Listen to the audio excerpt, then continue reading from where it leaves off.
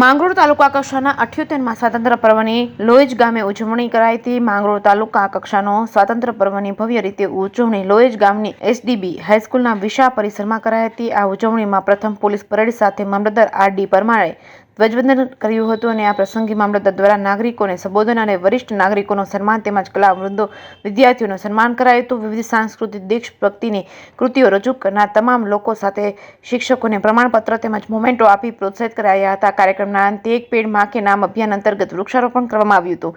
આ કાર્યક્રમમાં વહીવટીતંત્ર, તાલુકા પંચાયત વિભાગ, પોલીસ વિભાગના અધિકારીઓ, પદાધિકારીઓ, કર્મચારીઓ, સરપંચો, શિક્ષકો અને વિદ્યાર્થીઓ તેમજ મોટી સંખ્યામાં લોહેજ સહિત આસપાસના ગ્રામજનો ઉપસ્થિત રહ્યા હતા। જેકેએસ ન્યૂઝ ગુજરાતી સાથે વિનુ મેસવાણીયા, માંગરોળ। આજ રોજ 78મો સ્વતંત્ર દિવસ આજે માંગરોળ તાલુકામાં તાલુકા કક્ષાનો લોહેજ મુકામે ઉજવવામાં આવ્યો। આ કાર્યક્રમની અંદર, આ ઉજવણીની અંદર ગ્રામ લોકો, આજુબાજુના તમામ શિક્ષક સ્ટાફ અને પદાધિકારી અધિકારીઓ તેમજ તાલુકા વહીવટી તંત્ર, પોલીસ વિભાગ, પંચાયત વિભાગ અને અમારા માન્ય મામલતદાર સાહેબનું ખૂબ ઝીણવટભર્યું આયોજન।